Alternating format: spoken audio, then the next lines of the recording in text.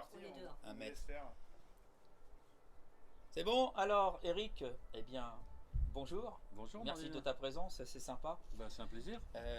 Donc moi je suis content de te voir ici, pour une bonne raison d'abord parce que Eric Decroix, ça parle à beaucoup une génération de gens comme nous qui avons connu, pour moi c'est le plus beau titre, hein, celui de 1995 que le FC Nantes a remporté, et entre autres ce but magique de Patrice Lecaux, et donc c'est l'année où vous avez gagné, vous avez battu le PSG et vous êtes champion de France en 95. Eric, donc tu es là ici, pourquoi ta présence?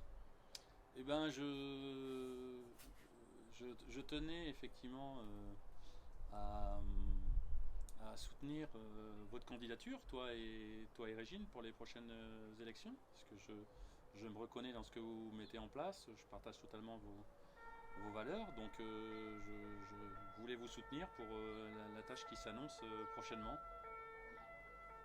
Très bien, donc on est super content. Alors maintenant, comment toi tu conçois, de par ton expérience d'ancien joueur professionnel, ta vie actuelle, donc si j'ai bien compris, tu voyages beaucoup, tu t'occupes de différentes académies, entre autres auprès de Jean-Marc Guillou. Comment tu pourrais imaginer cette application au niveau du département? Bah, c'est vrai que j'ai végété dans le milieu social dernièrement, dans le monde du foot plus particulièrement. Alors j'ai eu l'occasion de travailler effectivement pour Jean-Marc Guillou. Je viens de terminer effectivement une expérience hyper enrichissante à Lorient. Donc je, j'essaie toujours de comprendre un peu mieux. Je crois qu'à partir du moment où on parle de politique sportive, on parle, il faut s'attacher à l'humain, quoi. Mhm. On s'intéresse à l'individu. Je veux dire, avant d'exploiter un potentiel, il faut passer du temps avec lui. Il faut créer du lien social. Il faut s'apprécier pour créer quelque chose. Toujours considérer que la vie c'était une histoire de rencontres. Et je pense que si je relate effectivement toute ma vie, je m'aperçois que eh ben, j'ai eu des gens importants qui m'ont permis de rebondir. Alors je pense qu'on en a tous dans notre vie. Il faut savoir poser le regard des fois là où il faut, mais il y a une chose qui m'importe beaucoup plus aujourd'hui et je crois que c'est une vraie démarche générale, notamment dans le sport de haut niveau. C'est effectivement l'accompagnement, comment on le conçoit. Donc j'essaie de peaufiner un peu tout ça pour transmettre des choses, pour transmettre un savoir à des gens qui l'ignorent, mais qui sont censés se l'approprier dans des contextes qui sont favorables à leur expression et à l'optimisation. Donc moi j'ai toujours un mode de fonctionnement où j'étais dans la proximité, quoi. Donc je crois que c'est des choses importantes. On avait eu l'occasion de se croiser d'ailleurs. Oui, tout à fait. Ouais. Tu te souviens Ouais. À la direction régionale. Ouais. Voilà, dans un projet parce que j'estimais à une période que il était peut-être temps pour moi aussi. Bon, j'ai un métier d'éducateur, parce que je suis éducateur sportif, option foot, mais diplômé d'État. Je suis titulaire d'une maîtrise de management de club sportif et professionnel justement au centre de droit d'économie du sport, et puis j'étais ancien professionnel, donc j'ai pratiqué, j'ai essayé de découvrir justement, d'être assez curieux. Je pense que ça fait partie aussi d'une politique sportive, même départementale. Je pense qu'il y a une intention de départ, on se doit d'être curieux et surtout de savoir de quoi on parle. Et c'est l'expérience que j'ai aussi côtoyée au FC Lorient, où on considère qu'on doit être spécialiste aujourd'hui de ce qu'on fait en fait. Si on est un éducateur, on doit maîtriser les choses sur le bout des doigts. Aujourd'hui, on a autant d'entraîneurs comme on dit souvent, entraîneur national, on en a autant qu'il puisse y avoir de spectateurs. Donc c'est toujours un peu compliqué. Chacun a un avis, mais on se doit d'en avoir un avis pertinent. Donc c'est aussi de tendre là-dessus et de mettre en place des conditions qui permettent à chacun d'évoluer. Voilà, parce que je crois que la formation, c'est aussi, je crois que la quête du Graal aussi, c'est la connaissance de soi. Il faut avancer avec l'idée d'être curieux, de considérer l'échec comme un allié, non pas comme un frein. Justement. Hein. Et aujourd'hui, on vit dans un monde où effectivement, un monde de compétition, on a l'impression d'exister parce que si on gagne. Alors que quand on est dans l'échec, on est aussi gagnant. Oui, Maintenant, il faut le faire comprendre ça. oui, il faut le faire comprendre, et c'est pour ça que en fonction des publics, moi j'ai beaucoup travaillé avec des jeunes d'élite, mais le monde amateur et le monde professionnel se ressemblent, seulement les problématiques viennent plus tard chez les gens les plus doués. Ouais. Et qui peut créer aussi des manques, notamment au niveau du dépassement de soi-même, parce qu'on s'aperçoit que on est confronté à des situations qu'on a du mal à franchir quand on tombe sur des gens qui ont tant de talent que nous. Donc la notion de justement d'interactivité, je pense que à la limite, je dirais que le problème sociétal dans lequel on se trouve, c'est de retrouver des gens qui sont retranchés sur eux-mêmes et qui n'ont pas cette envie d'ouverture d'esprit sur le monde. Ouais, tout à fait. Et ça, c'est plutôt mon expérience en Thaïlande. Enfin, j'ai toujours dit qu'après mon expérience en Thaïlande, le voyage revendiquait l'humilité. Et effectivement, quand on se déplace ailleurs, bon, si on parle de relations de mixité sociale, enfin, je veux dire, quand on vit en France, on ne voit pas la problématique du même côté, hein, parce qu'on n'a pas bougé. Moi, j'ai eu l'expérience, même si c'est arrivé tardivement, d'aller en Thaïlande. Et les choses sont pas mieux ou moins bien qu'ailleurs, elles sont juste différentes. Et on reste français, mais on s'approprie aussi une partie de l'identité de la culture. Ouais, on s'adapte. Voilà, moi j'ai eu une expérience, par exemple, avec ma banquière quand j'étais en Thaïlande. Et la nana me disait, parce qu'on dit souvent ici, les gens, c'est pas normal qu'ils gagnent leur vie en France et qu'ils le transfèrent dans leur pays d'origine. Mais moi j'étais français, j'ai travaillé en Thaïlande. Quand j'étais voir ma banquière m'a dit, monsieur, c'est interdiction de transférer votre argent. L'argent que vous avez gagné en France, vous allez le dépenser, vous avez gagné en Thaïlande, vous allez le dépenser en Thaïlande. Et je trouve que si j'avais pas vécu cette situation, j'aurais certainement un avis différent. On veut toujours que les choses soient dépensées dans l'énergie, dans l'économie locale, et on s'aperçoit que en fait, quand on est confronté à la situation des gens, par exemple, si on parle des émigrés ou même des migrants, on s'aperçoit qu'on fait la même chose, donc on juge. Et donc voilà, je crois que il faut considérer que je pense qu'on est tous un peu citoyens du monde, et il ne faut pas avoir peur de découvrir. Et je pense que même, alors si on prend ça dans un cadre mondial, mais si on prend ça sur un cadre départemental, c'est pareil. Je pense qu'il faut donner l'envie aux gens d'entreprendre. L'envie aux gens, même si c'est pour subir un échec, on apprend des choses, mais on incite les gens à s'ouvrir sur le monde, à avoir un avis. Aujourd'hui on a Internet, on cherche une problématique, on y va, et à la limite on croit ce qui est dit, quoi. Mais je crois qu'il faut aller s'approprier le savoir par soi-même. Et le meilleur moyen, c'est d'être à l'origine de l'initiative. Et je pense que sur un plan départemental, c'est hyper important. Donc il faut créer, alors je sais pas comment ça peut se mettre en place, mais je crois qu'il faut inciter les gens à sortir de chez eux, de sortir de leur environnement, et de pas forcément avoir des avis sur ce qu'on connaît pas. Donc avant d'avoir un avis, il faut aller le découvrir. Puis on s'aperçoit que des fois, et la plupart du temps, on se trompe, et ce qu'on va apprendre va nous servir aussi. Moi je suis français, j'ai vécu en Thaïlande, j'étais content de rentrer en France. Mais quand je passais mes 4 semaines de vacances en France, j'avais l'impression que il fallait que je rentre. Voilà, je disais comme ça inconsciemment, il faut que je rentre chez moi. Et le chez moi, c'était la Thaïlande, pourtant j'étais français. Alors comment on peut interpréter ou imaginer ce genre de choses? Moi, je me suis toujours dit qu'à un moment ou à un autre, on était toujours un peu citoyen du monde, et un peu partout dans le monde, il doit y avoir des choses qui nous intéressent. Et je pense que c'est ça qui... c'est ça qui nous lie. Moi j'ai vécu des aventures exceptionnelles avec des gamins thaïlandais qui aujourd'hui, j'ai quitté la Thaïlande en 2012, j'ai fait 2008-2012. Aujourd'hui, ils m'envoient quand j'étais encore sur Facebook par exemple, ils m'envoyaient des photos de leur famille, ils ont tous des gamins. Je vois des gamins que j'ai l'impression de les revoir quand ils avaient 10 ans, parce que moi je les ai eus, ils avaient 10-12 ans, quoi. Et donc certains jeunes maintenant que tu as eu en académie, ils sont dans le championnat thaïlandais de football? La particularité de Jean-Marc et l'objectif effectivement qu'il y a par exemple dans une institution Jean-Marc Guillou, c'est que 75% des gens que tu formes doivent finir en équipe nationale.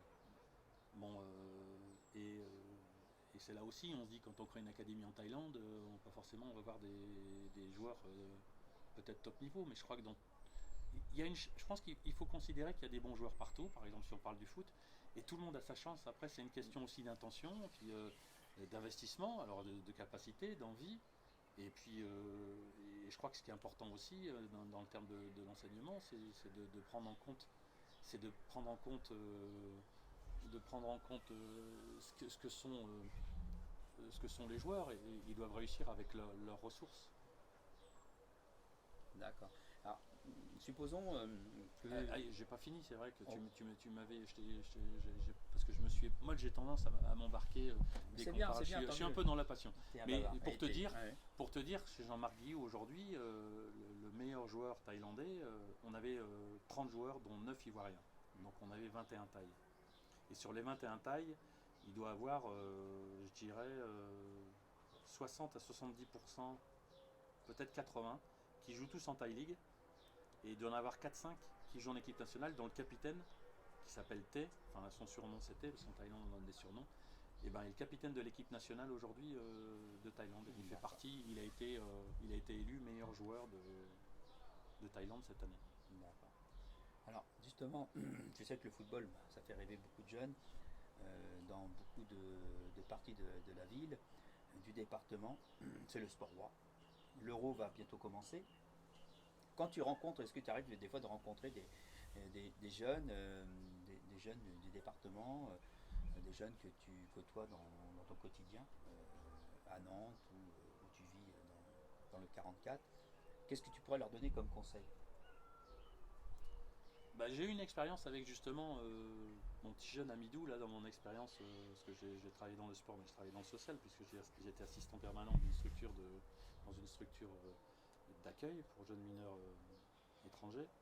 Et j'avais Amidou qui était passionné de foot. Il est arrivé à 16 ans dans la structure, et lui ce qu'il voulait c'est footballeur professionnel. Comme beaucoup d'ailleurs. Hein. Ouais, comme beaucoup, mais moi, comme je disais aussi à mes joueurs thaïlandais, je pense que voilà, le talent suffit pas pour faire une carrière. Il faut travailler, puis il faut aussi avoir un peu de chance. Moi, j'ai toujours dit à mes joueurs thaïlandais, je l'ai dit aussi à Midou, je dis à un moment ou à un autre, je pense que la vraie finalité, c'est de ne pas être déçu. Après, l'échec fait partie de la vie. Quand on a des intentions, des envies, on n'y arrive pas forcément. Mais il faut se donner les moyens de faire les maximums pour ne pas regretter effectivement la chance qu'on aurait pu avoir d'y arriver. Et je pense que dans cette configuration, on a du talent, il y a du travail, il faut être à l'écoute de gens qui sont capables de vous apporter, qui sont capables d'être à l'écoute de ce que vous êtes, de votre sensibilité et de tout ce que vous représentez. Et puis après, il faut laisser, si on est croyant, le destin ou le Seigneur faire son boulot. Je pense que chacun a une part dans tout ça, mais je crois que moi j'ai toujours rêvé d'être professionnel.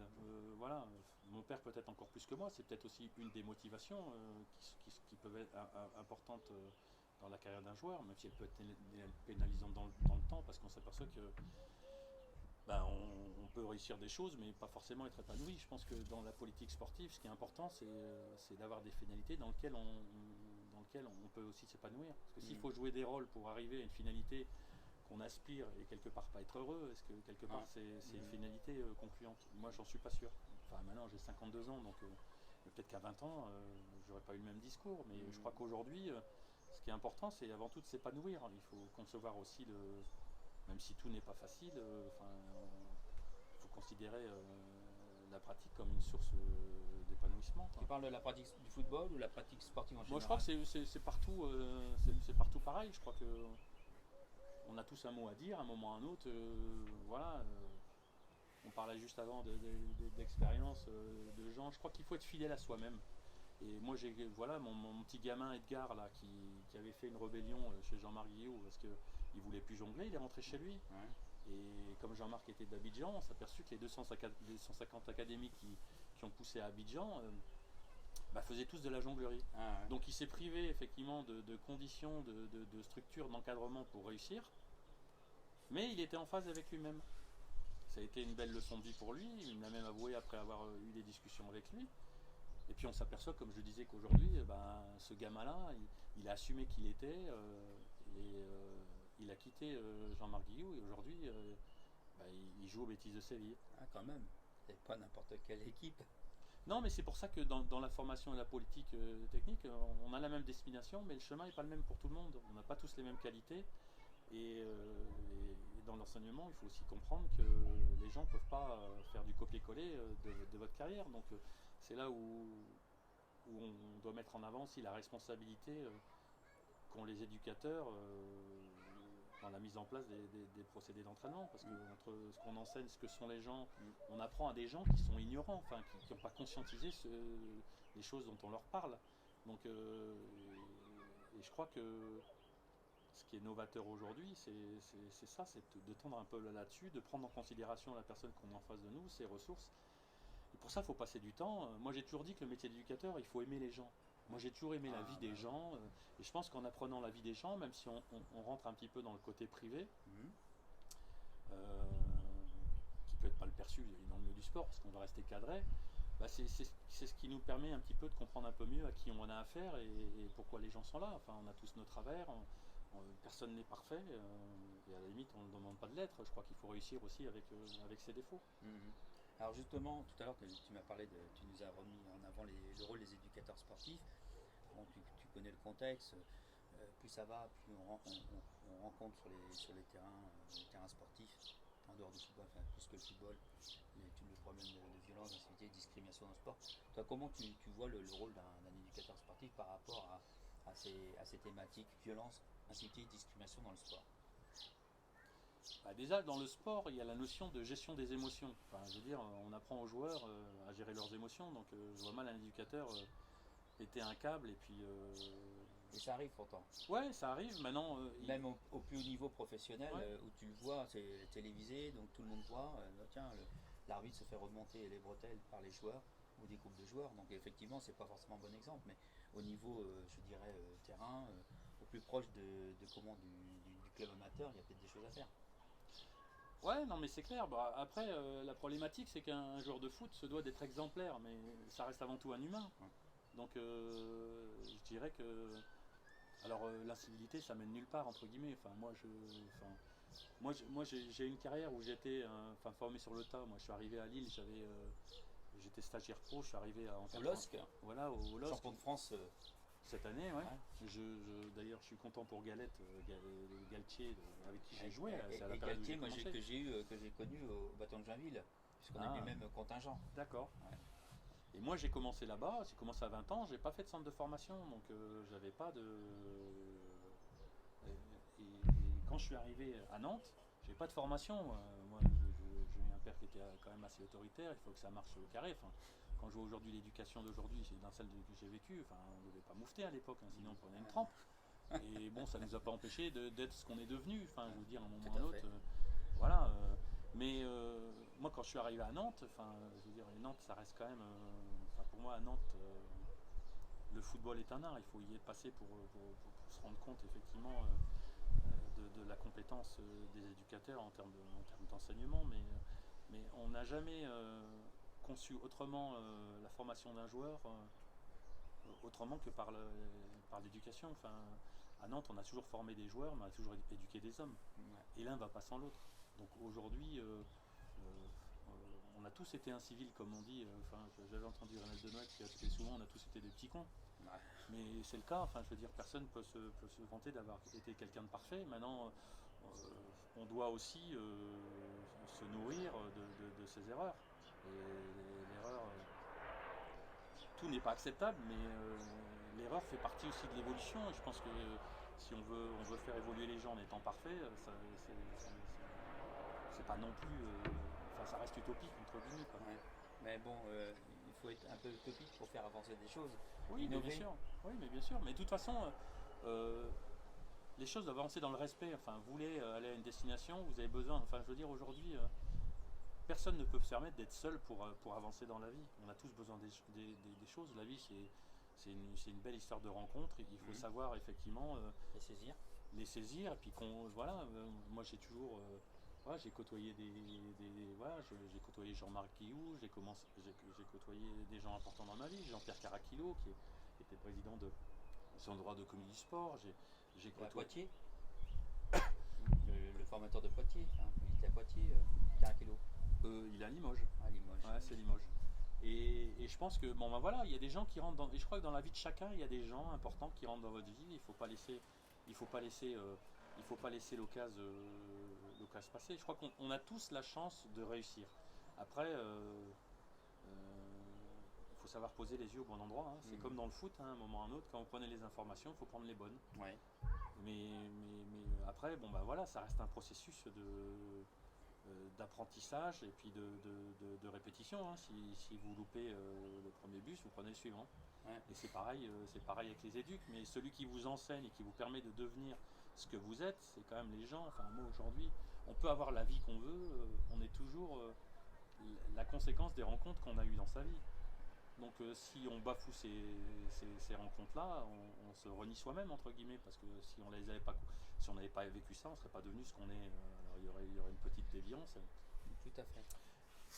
Alors du coup, toi avec Régine, on se présente aux élections du conseil départemental. On a le droit de rêver, nous aussi, on a le droit d'être utopistes. Ah bah oui, nous sommes élus. Supposons qu'on ait notre mot à dire par rapport à la politique sportive du conseil départemental. Je te demande pas de redéfinir la politique sportive du département, mais toi, est-ce que tu aurais des conseils à donner, des pistes de travail pour que justement on soit plus performant en termes de développement de la pratique sportive sur le département? Bah moi, dans la formation du centre de droit d'économie du sport m'a enseigné une chose, et on peut retourner toutes les problématiques comme on veut. La chose la plus importante, c'est le choix des hommes. Et il y a trois savoirs. Il y a le savoir, le savoir-faire, le savoir-être. Mais le savoir-être ne s'achète pas. Donc je pense déjà quand on part du principe de travailler avec les bonnes personnes, les meilleures personnes, on peut réfléchir au mieux à une situation. Et je pense que, enfin moi je fais partie de certains, mais aujourd'hui on peut profiter. Enfin moi j'ai toujours eu du mal à comprendre qu'on ne profite pas des ressources qu'il peut y avoir même dans la région. Aujourd'hui, il y a plein de sportifs de haut niveau aujourd'hui, enfin, qui peuvent aider. Voilà. Après, moi, la situation de la politique sportive départementale, je ne la connais pas, mais je veux dire, à partir du moment où vous avez fait un diagnostic, vous connaissez les attentes des uns et des autres, vous pouvez mettre en place des actions. Après, il y a des réseaux qui peuvent se mettre en place. Enfin, nous, on se connaît, je connais Régine qui est une très bonne amie, on a eu l'occasion de travailler sur des dossiers. Voilà, moi je m'aperçois que j'étais un ancien professionnel, j'ai eu des formations, mais j'ai eu besoin de gens effectivement pour m'aiguiller. À l'époque, tu m'as renseigné sur les réglementations parce que je voulais ouvrir des prestations pour justement les clubs amateurs, parce que je me suis dit, bah tiens, tu as été pro, c'est l'occasion aussi de rendre un petit peu aux clubs amateurs et de les aider dans des prestations de services. Et voilà, je crois qu'à un moment ou à un autre, on a toujours. Donc je pense qu'il y a un vivier, il y a des ressources, il faut savoir en profiter. Après, à bâton rompu comme ça paraît toujours un peu difficile. Mais je crois qu'il faut profiter du potentiel qui nous est donné. Il est présent ici. Donc après, en termes de réseau, moi, voilà, s'il faut aider, apporter des idées, il n'y a pas de souci. Avant de conclure, j'avais une dernière chose à te demander. Comment tu verrais, toi, que ce soit par le football ou par d'autres pratiques sportives, la création de liens entre les cantons ruraux et les cantons urbains? Tu connais un peu la Loire-Atlantique, hein, donc avec Nantes, Saint-Nazaire, les grosses métropoles, et tout autour, des zones rurales qui sont plus carencées, qui ont peut-être moins de moyens. Comment toi tu pourrais concevoir, on va prendre le football puisque c'est ta pratique, comment on pourrait créer du lien entre les différents cantons? Et bien là, tu vois, ça c'est marrant parce que ça fait en plus on parle de collectif nantais, il y a plein de, on est au balbutiement de changements éventuels, même si le club FC Nantes n'est pas à vendre. Mais ce que je veux dire par là, je crois que c'est la responsabilité. On parle de territoire, on parle de supporters, on parle de club. Nantes est une référence en termes de. Et moi, j'ai jamais compris que on n'ait pas mis, par exemple, dans le foot, une politique sportive avec au cœur le FC Nantes et des clubs satellites qui travaillent, voilà, parce qu'à un moment ou à un autre, en plus, c'est un atout qui va dans les deux sens. Aujourd'hui, on sait qu'aujourd'hui, Nantes, leur politique, c'est une politique de formation. Ouais. Mais aujourd'hui, sous prétexte que tu fais de la formation, tu n'as pas forcément les yeux partout. Ouais, quand tu as des clubs satellites, les gens travaillent pour toi. Qui t'empêche d'avoir des clubs satellites? Alors là, j'envoie des idées qui sont les miennes et que j'ai en tête depuis 15 ans. Mais pourquoi pas concevoir effectivement des clubs satellites autour d'un club comme le FC Nantes avec des parce que la problématique des clubs amateurs, c'est l'encadrement aujourd'hui. Ouais, On on a est du mal à d'accord. les payer. Ouais. Et pourquoi aujourd'hui ce ne seraient pas des éducateurs, peut-être même anciens pros, qui seraient mis à disposition effectivement dans les clubs amateurs? C'est qu'ils sont là pour entraîner les gamins et qui viennent, mais leur prestation est financée effectivement par un club professionnel. Moi j'ai toujours considéré qu'aujourd'hui on vit dans un monde où la polycompétence est primordiale. Et pourquoi on ne pourrait pas imaginer des postes, alors juridiquement je ne sais pas si c'est possible, mais où des anciens joueurs peuvent être entraîneurs dans des clubs amateurs à 50 km ou 100 km aux alentours, mais dans la région. On va prendre Châteaubriand, on va prendre Saint-Nazaire, ça peut être Machecoul. Voilà, mais tu Ancenis, t'organises dans le territoire. voilà. Et puis ça peut être des clubs de quartier, des quartiers politiques de la ville, ça peut être Bellevue, ça peut être la Sainte-Anne-de-Vertou, ça peut être l'USJ à Carquefou. Mais en termes d'image et de fidélisation, c'est énorme. Après, vous n'avez pas de problème pour que les gens vont au stade et on a un engouement régional. Moi, je trouve ça énorme. Et puis, bon, voilà, les gens font du foot d'un côté, puis d'un autre côté, ça ne leur empêche pas peut-être de faire du commercial Tout à fait. et de travailler avec les VIP ou les partenaires du club. Moi, j'ai toujours eu des idées de développement parce que j'ai toujours, comme vous, et c'est ce que j'approuve un petit peu dans les valeurs qui sont les vôtres, c'est que voilà. Vous êtes des gens qui ont été toute votre vie au service des autres. Vous avez vu, voilà, vous êtes des gamins de quartier, vous avez vu évoluer votre quartier, vous avez grandi avec, vous avez, voilà, aujourd'hui vous avez mis les mains dans le cambouis, vous connaissez les problématiques, les besoins, les attentes des gens. Le plus dur, c'est d'avoir la volonté de satisfaire tout le monde. Et la problématique, elle existe quand à un moment ou à un autre, vous avez des gens qui font pas partie du deal, entre guillemets, qui sont pénalisés. Ouais, on est d'accord. Et pour ça, il faut être moins gourmand. Voilà, tout à fait. Voilà. Mais je pense que la notion de solidarité, elle est hyper importante. Et moi, je vous soutiens totalement. Et je crois que c'est une chance pour le canton d'oser le changement. Eh bien, merci Eric. Non, Merci je t'en prie. de ton échange et merci de ta Non, c'était un plaisir. Super. Merci Nordine.